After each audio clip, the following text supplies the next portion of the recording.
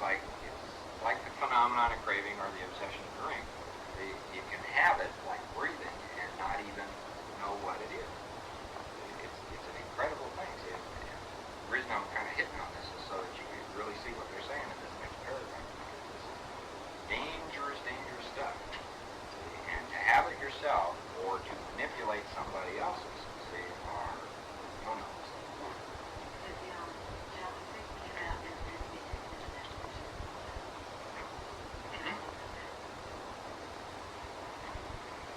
Jealousy is never, I've never seen it listed as one of the 7 deadly sins, but envy is. If you look up envy, you'll generally find jealousy as part of the definition. And most dictionaries kind of boil down to jealousy is envy with a resentment. That's what it is. Extra added X factor.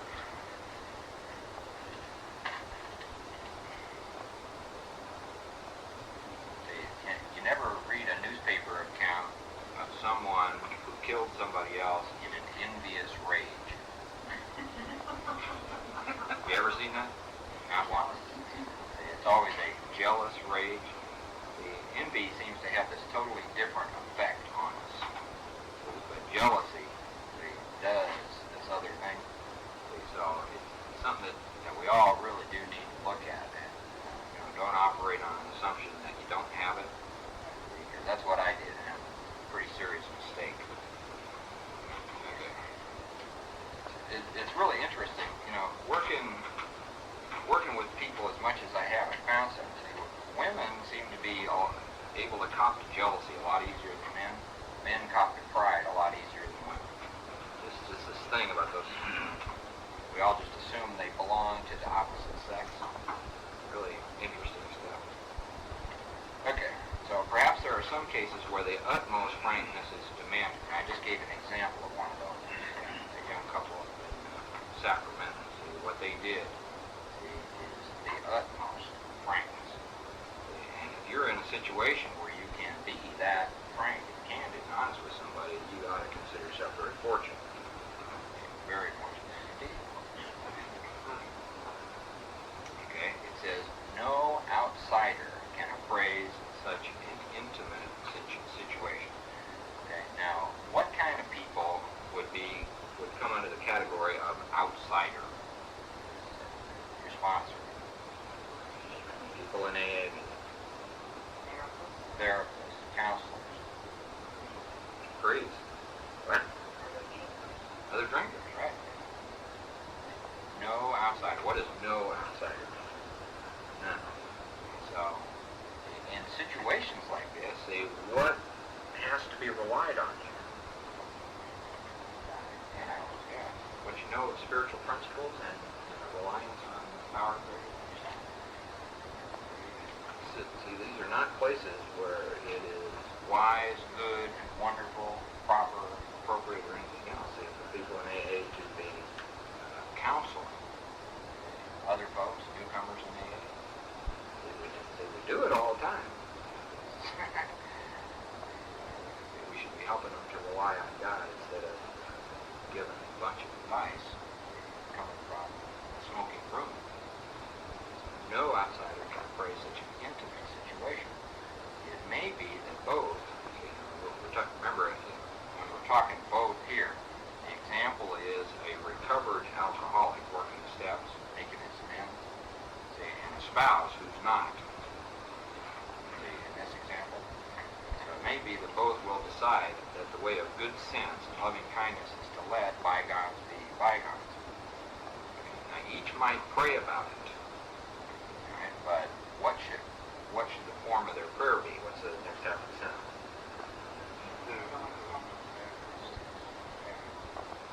Page 20. Constant thought of others and how we may help meet their needs. Realizing that we owe amends. Praying from that position. Not how am I going to get through this? How am I going to, soothe his anger or her anger? How am I going to skate around this? Not a self-centered kind of praying. See, but having the other one's happiness utmost in mind.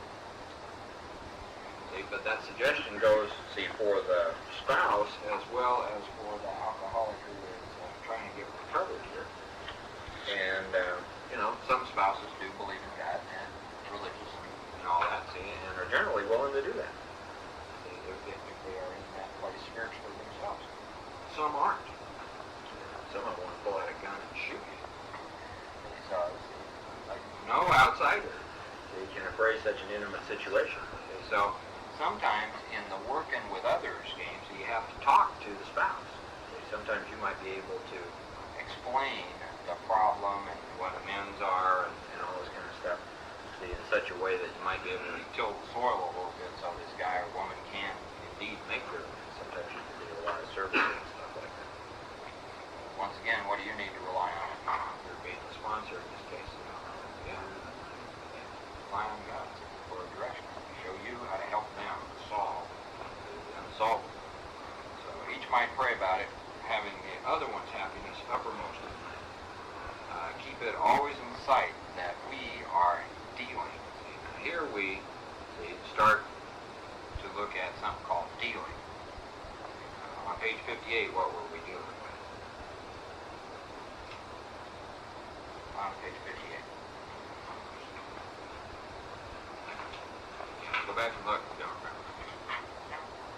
Yeah. Over here on page 82.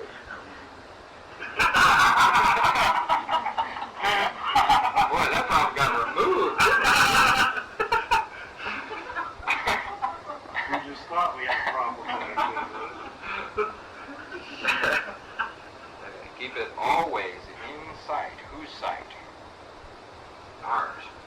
Your spouse may not see it. Your spouse may have no understanding of this. Keep it always in sight that we are dealing with the next four words. That's either true or it's false. You might just look at your own life, see what effect jealousy and stuff like that has had in your life. This is dangerous business. A couple of years ago, somebody sent me just a small newspaper article. It came out of Minnesota or Wisconsin, something like that. There was this young lady who was trying, I guess her husband wasn't paying enough attention to her. And so she wrote a note and signed her husband's best friend's name to the note. The note says, "Oh, thank you so much, and kisses were wonderful, and da-da-da-da, whatever." And she left this note in the house so that her husband could find it, thinking that this would make him pay more attention, see, to her.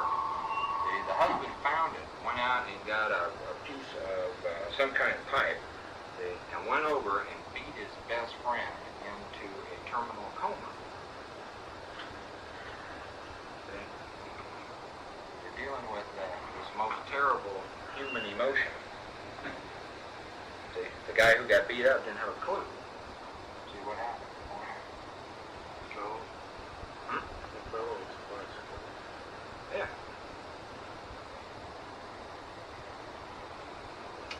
The most terrible human emotion, jealousy. And I'm really trying to stress this because, see, though it may not be a terrible problem in your life, it may be, but it may not be. But if you do any working with others at all, it's gonna be. And I want you to, really be awake to the fact that you can play with people's lives. And we do need to rely on God and help people find a solution to this stuff. And to avoid playing God. And, I've seen sponsors tell newcomers things which were designed to do nothing more than provoke somebody's jealousy. Just incredible stuff. People pay a very terrible price for this. So I hope I'm making myself clear about that. I've seen a lot of shit go on behind this, and sometimes people die. Keep it always in sight that we are dealing with that most terrible human emotion, jealousy. So take your own inventory and be aware of this. For God's sake, when you're working with people who are having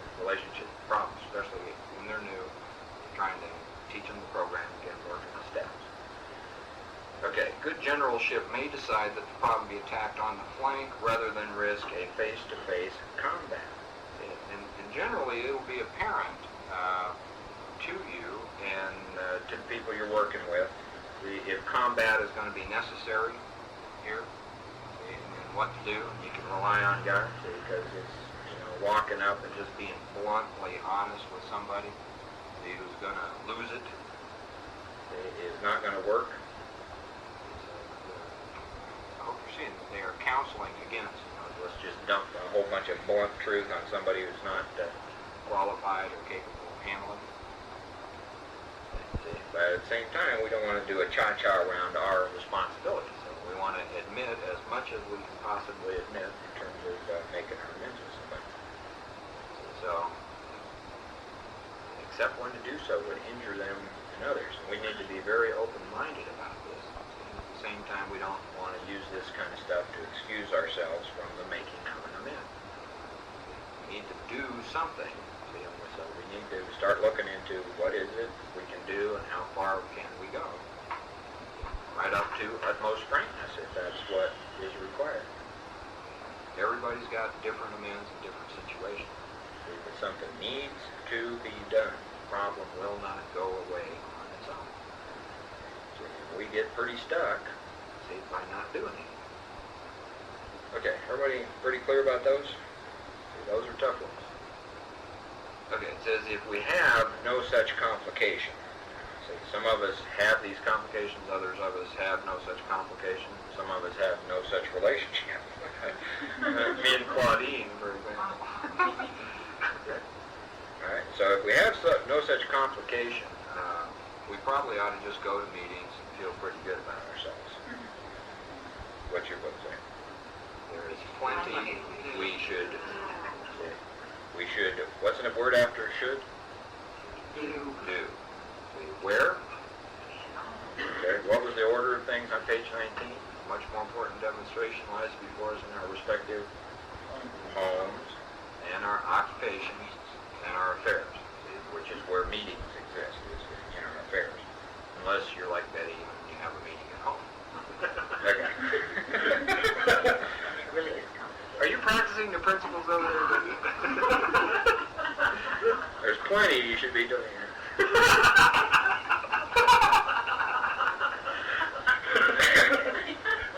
Okay. If we have no such complication, This Keating gets to play or work. okay, sometimes we hear an alcoholic say that the only thing he or she needs to do is keep sober. Very interesting sentence. What's the first word of the sentence? All right, see, so at all other times, what would the alcoholic say? That's not good enough. Okay. Now this is a sentence that was written in 1938 or 1939, when there were about 100 people in Alcoholics Anonymous, and a couple of them balking at the program. They had a couple of guys in those days who said, and who believed firmly that all they needed to do was to go to the AA meeting. And that's all they were going to do. And they were kind of looked on as these pariah kind of dudes. And they are the one or two that Bill's talking about here. Sometimes we hear an alcoholic say that the only thing he needs to do is keep sober. See, 50 years later, that is the major message in Alcoholics Anonymous. It's gone from a very tiny percentage to the majority of what people are saying. When I listen in AA meetings, I hear this kind of stuff constantly. I lost my job, slapped my wife, went over to somewhere in the bingo pals and lost my paycheck, got fired, ran my car into a wall, but I didn't drink today. And so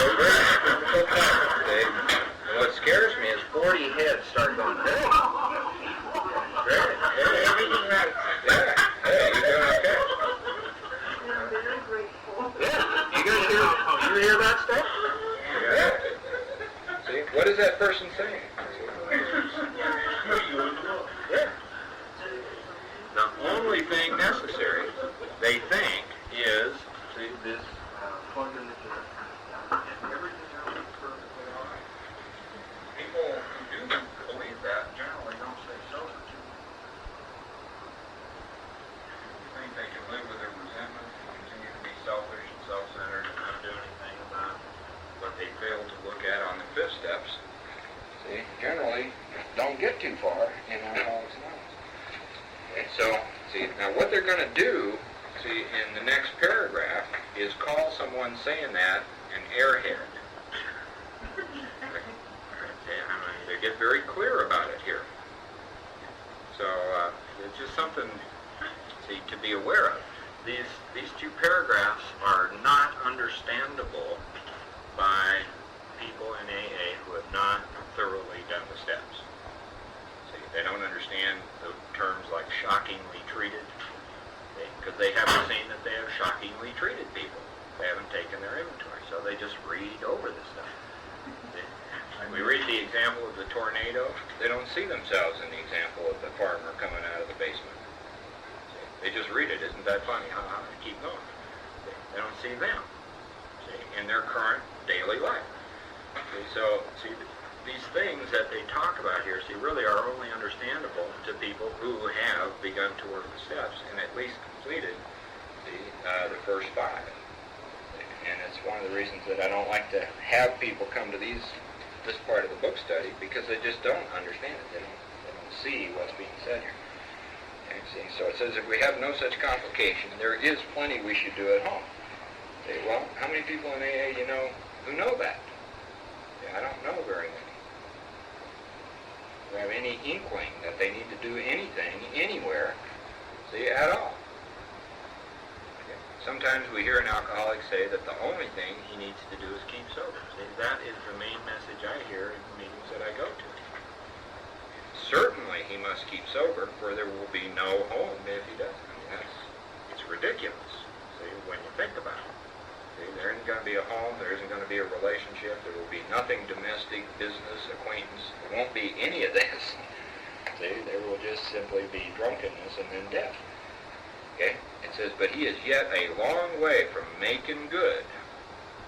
A long way from making good. To the wife or parents, see, or for those of you who are women, the husband, parents, could be kids, could be your family, whoever, whom for years he has so shockingly treated. You know too many people who admit freely that they have shockingly treated the people closest to them for years? I don't. See, so, newcomers just don't understand that. See, nobody understands it until they do the first 5 steps and really take a look.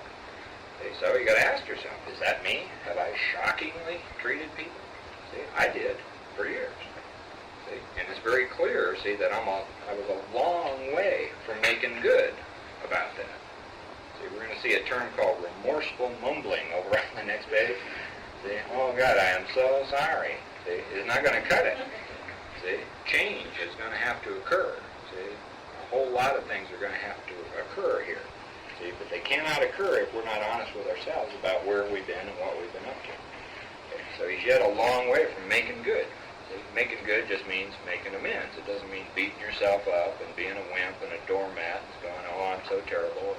And any of that kind of stuff.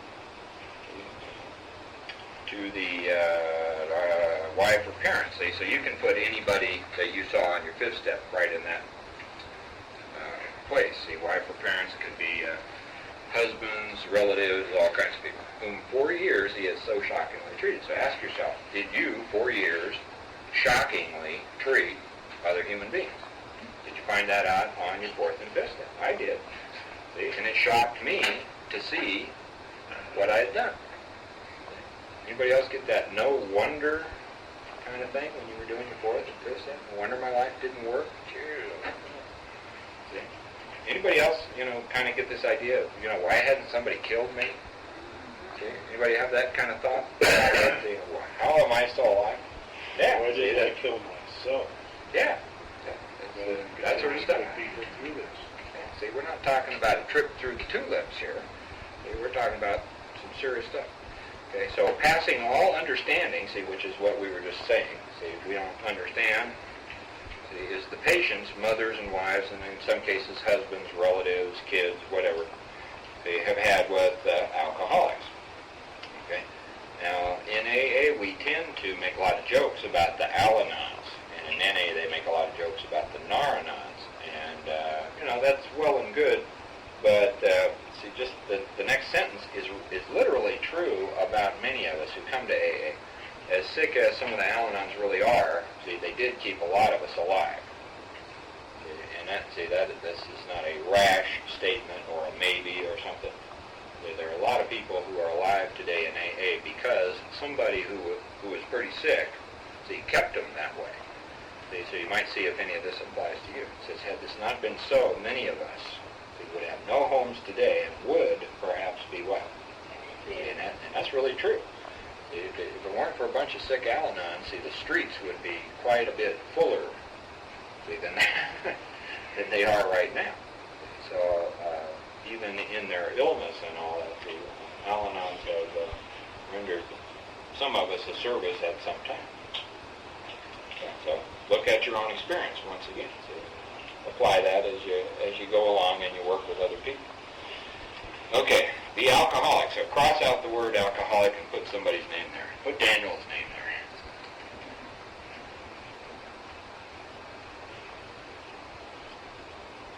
The alcoholic is like a tornado roaring his way through the lives of others. Now, those of you who, I know Ruth's been in Kansas. I've never actually seen a tornado. Anybody ever seen one, actually? Have you seen pictures of them? You know what they do? See, to a neighborhood, they always show you the helicopter shot, and you can see where the tornado went, leveled everything. See, I mean, is that true about you? See, is that shocking? Huh? Roaring his way through the lives of others. Okay, now they're going to give you 3 sentences. See, have you done these 3 things? See, can you cop to this? Do you owe amends for this? Number 1, hearts are broken. You broken anybody's heart? See, I did. A number of people. See, I cut out her heart and stomped on it. A couple of cases. See, literally, I have broken people's heart. Okay, sweet relationships are dead. I have screwed up a lot of them. See, and not only relationships I've been in, but other people's. See, with my meddling and my mouth, see, and my actions, see, and a lot of stuff. See, so I have broken people's hearts. See, I have messed up my own and other people's relationships, literally killed them. See, and in some cases did that on purpose. Okay, and affections have been uprooted. Have you uprooted anybody else's affections? That kind of stuff.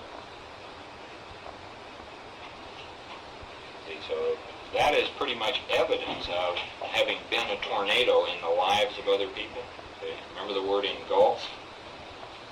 See, and see if any of that is true about you. See, you need to make some amends for that. See, straighten it out, do whatever you can to put it right.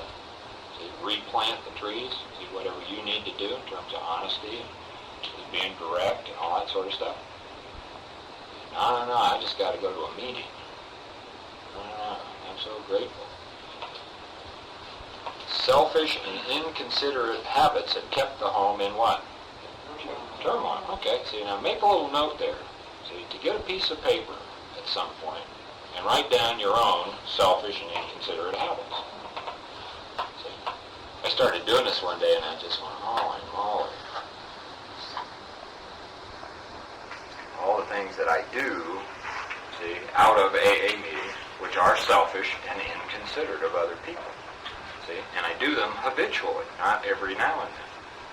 See, and I think I'm right, and I take other people's inventory, just all that kind of stuff. See, so make a list, an honest list of your own selfish and inconsiderate habits. See, things that get you in collision. Okay, see, and ask yourself, what are you going to do about that? One of my selfish and inconsiderate habits was to constantly rag on you about yours. I was real good at spotting somebody else's selfish and inconsiderate habits. Not too good at my own. So just something so you can take your own inventory on there. It's another good way of cleaning house some more. Okay, see if you got any of those things. Look up the words again if you're not sure clearly what they mean. Selfish, inconsiderate, and habit. Okay. Might also look up turmoil. Okay, now here is where they tell you you're an airhead if you think plugging the jug is going to work. See, let's all read this sentence together. We feel a man is unthinking. When he says sobriety is enough. Does that sound like airhead to you? This is someone whose brains are jello.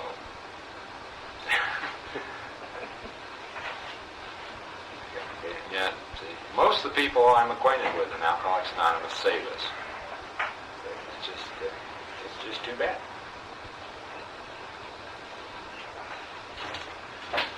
See, it quite clearly isn't enough.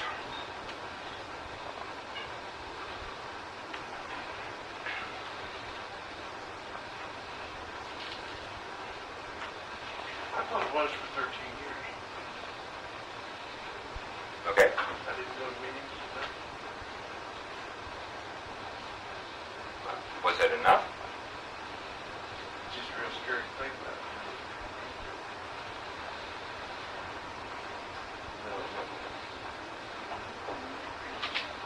Okay, he's like the farmer who came up out of his cyclone cellar. Everybody know what a cyclone is? It's just another word for tornado. To find his home ruined. To his wife, he remarked, "Don't see anything the matter here, Ma. Ain't it grand the wind stopped blowing?" When I came into Alcoholics Anonymous, that's the way I was. I really thought that because I had stopped drinking, people ought to just suddenly love the heck out of me and realize how brave and noble and wonderful I was. And, think God ought to start doing these magical things for me, and a great job ought to come my way, and people ought to give me cars and boats and houses. All kinds of stuff ought to come to me because I stopped drinking. And I really did believe that. I had that idea, and it kind of pissed me off, when things didn't get a lot better. Anybody else have that experience? No, yeah. Okay, ain't it grand the wind stopped blowing? There we are, and our hair is finally straight, and we're going, oh, I'm cool now. If that happens on the other side of the spectrum too, since my wife's 7 years black belt. So I always smiled when you said it. But see, she thought because I got sober, things with the tornado was going to stop. Right. See, so it's just don't. I remember, it's not just me, and I'm just barely looking at the other side of the fence. See, this is a 50-50 deal if you're still married. And I always thought it was all whatever and nothing for her. All me, nothing for her. And I'm just now changing that, trying to, with help.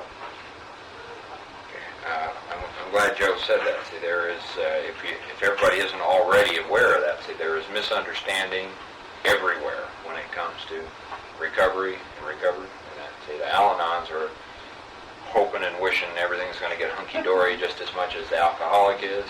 And they're pretty generally devastated and resentful when it doesn't happen. So if you haven't seen that, you will as you go along. Okay, top of page 83. See, yes, there is a what kind of period?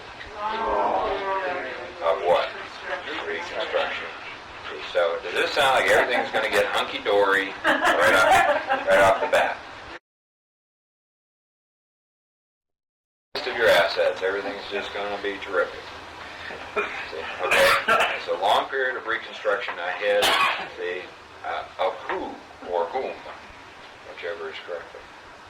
See, of whom? See, yeah, each of us individually. Okay, see now the next sentence is really important.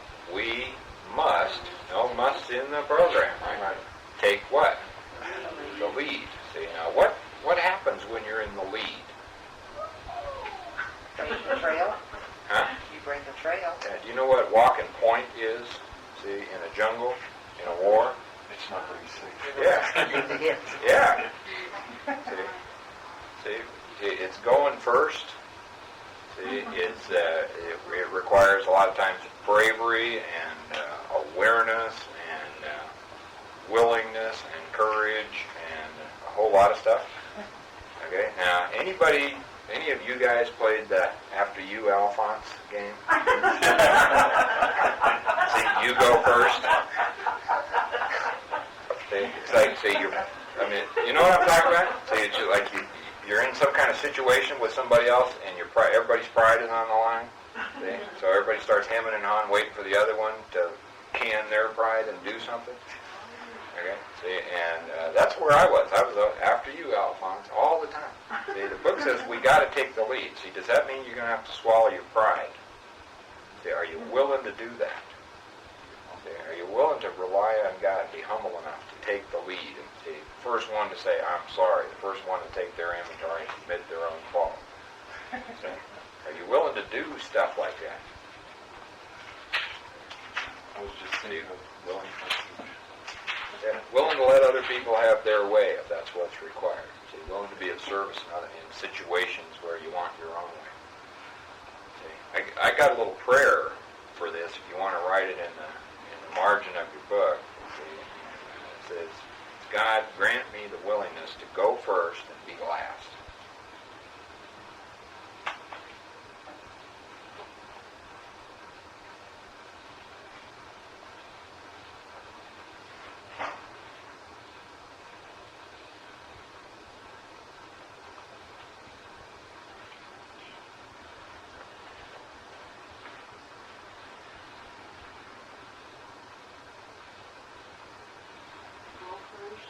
Go first and be last.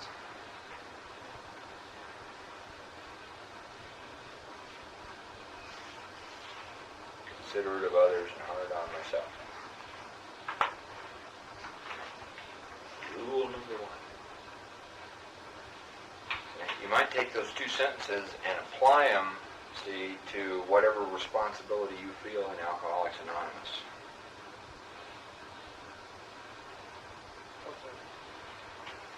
Well, do you see any problem in AA today? What needs to be done? Who's going to do it?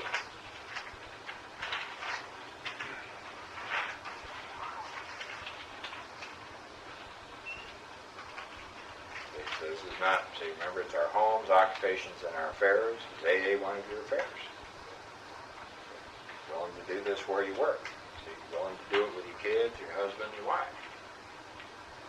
Your relatives, your mom, wherever you've had big resentments in your life, you're willing to do that. Realizing the period of reconstruction lies ahead of us, and we got to take the lead. It's all about responsibility, willingness, honesty, humility, believing in the power of God. Or do you think AA is fine and everything's hunky-dory?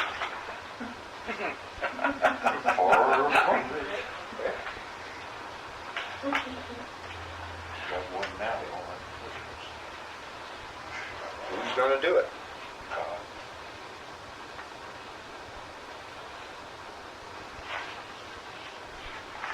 Okay, a remorseful mumbling. Everybody remember what remorse means? Guilty, mumbling. I screwed you over. I'll never do it again. Remorseful mumbling that we are sorry is just fine. What's your book say? If it ain't backed up by action and a demonstration, it's useless. I've got a lot of experience of apologizing to the same person for the same thing over and over and over again. Remorsefully mumbling that I'll never do it again, and now you can trust me, and please don't be mad, and please don't give up on me, and da-da-da-da, and then doing it again, and again, and again. See, so remorsefully mumbling that, oh God, I'm sorry, see, it's just not going to cut it. See, I'm either serious and sincere about this, or I'm not. Okay, now, it says, here we're talking, see, not domestic in the sense of sexual stuff, we're talking about amends to our families, and this includes our kids, no matter how old they are.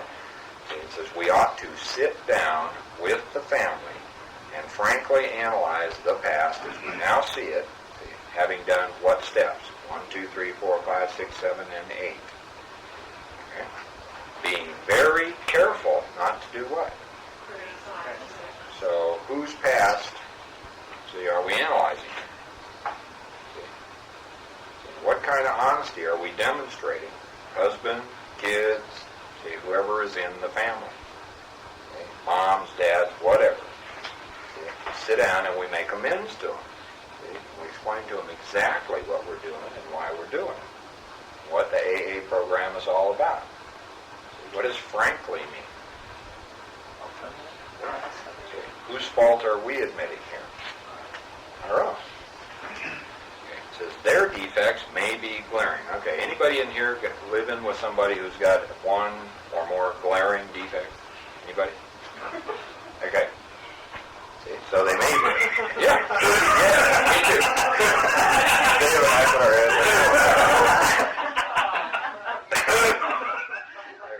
Does everybody know what glare is? Yeah. Okay. Blind. See, their defects may be glaring. So ask yourself, see, have you let the defects of people in your families, see, blind you to your own? So have their defects been so glaring, see, that you haven't seen your own? See, so their defects may be glaring, see. Well, we can't, see, we're not here to fix that. See, we're trying to do what? Put our own lives in order, realizing that nothing worthwhile can be done until we do so. See, we want to be of maximum service. Does this include our family? See, would honesty and the practice of spiritual principles in our marriages and our family life, see, be at least the beginning of a solution, do you think?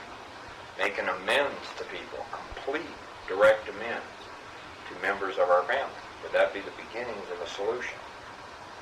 See, can you see whether that would be of any service to them? See, or should we just be honest with our AA friends, see, and dishonest with our family members? See, if we're playing the game that way, have we changed at all? It's just like when we used to go to the bars. See, we do this stuff in the bars, and we go home, and we're still lying and dishonest and, selfish and inconsiderate at home. Okay, see, so the family's going to be looking for something in us called evidence, a demonstration. Okay, so we need to make amends. Right now, see, quite often, see, some people's toughest amends. Now, here we're in a situation that I didn't have to face because I don't have any kids. But having worked with a lot of people who do have kids, quite often the toughest amends are the amends that have to be made to kids. Okay? Sometimes very small kids, 3, 4 years old. So we need to sit down and make amends to them. See? And this levels people's pride. See? And I've seen those amends to children, so you get put down in never categories, okay, on 8-step lists. Okay, people just not willing to do it. Okay, but we really do need to do that. I mean, does that make sense to you? See, that we can't justify, oh, they're just 8 and they won't understand. It's just 6, they won't understand. Just 3. See, so we need to make amends where we have done harm. When it says to sit down with the family, how far does that family extend? It extends as far as your 8-step list. No, I mean, for example, I'm not married, so when I think of my family, I think of my mother and father and sisters and grandparents and aunts and uncles. Do you get everybody together?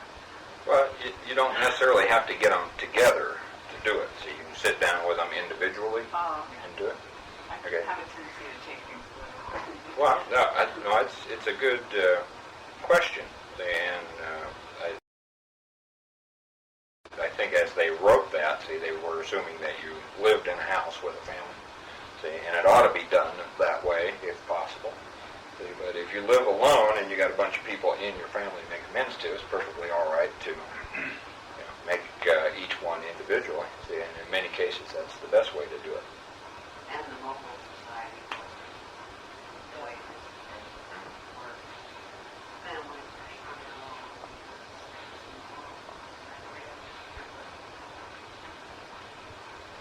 So just like to have you all ask yourself, see, what family member don't you want to make amends to?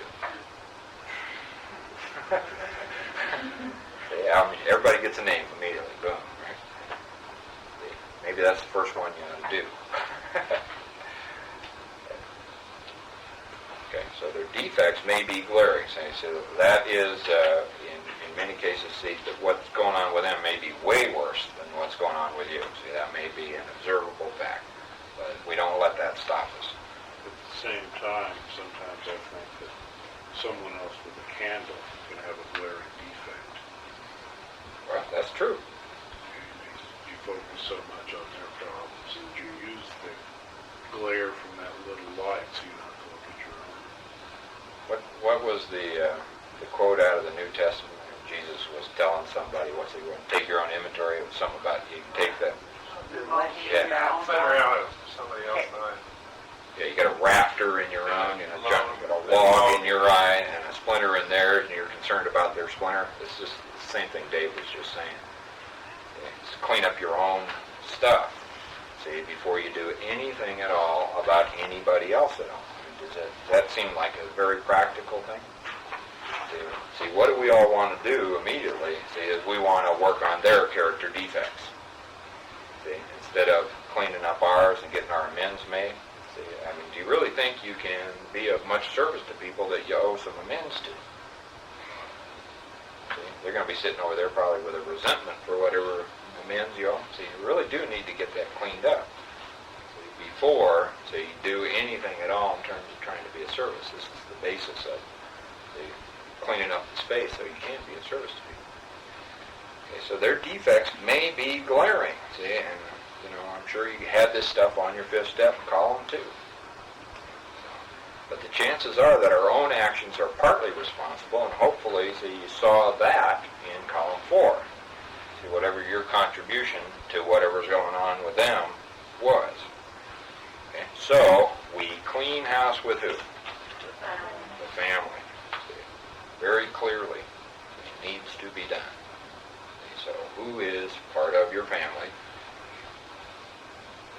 Clean house it with the family, asking each morning in meditation. So the assumption there is that we know something about step 11, which we're going to get into. Okay. That our Creator show us the way of patience, tolerance, kindliness, and love. Okay. What's the opposite of patience? What's the opposite of tolerance? What's the opposite of kindliness? And what's the opposite of love? Hate or fear. Or indifference. Or it could be indifference. All right. So now, if you're going to be asking that God show you how to be these things, what must you be? What's the opposite of these things? What's the opposite of these 4 things? See, so see, ask yourself: are you quite often impatient, intolerant, unkind, and unloving? See, with your family. We are praying that God show us these things. Now, see, people who are already these things don't need to pray to be these things. See, it's only people who are not these things who need to be praying to be these things. See, so can you be honest with yourself about that? See, how much impatience, intolerance, see, unkindness, and unloving, see, do you see in yourself? Is that part of the selfish and inconsiderate stuff that goes on in your life? See, and what are you going to do about that? See, justify it? Talk about it? See, or do something about it? See, remember what the chapter title is here? Any bill because of resentment and drinking? I'm the only one? She was what? Furious. Anybody know what fury is? I think the devil. Right. She was furious, which means a rage bordering on insanity. Out of control. So she went to court and got an order for his arrest. He had commenced our what? Way of life. So this guy started to work the steps. We don't know where exactly he is, except he must be at step 9. Had secured a position, so he got his job and was getting his head above water. It would have been impressive heroics if he'd walked up to the judge, see, and said, "Here I am." See, now, if he walks up to the judge, what did he walk away from in order to walk up to the judge? Yeah.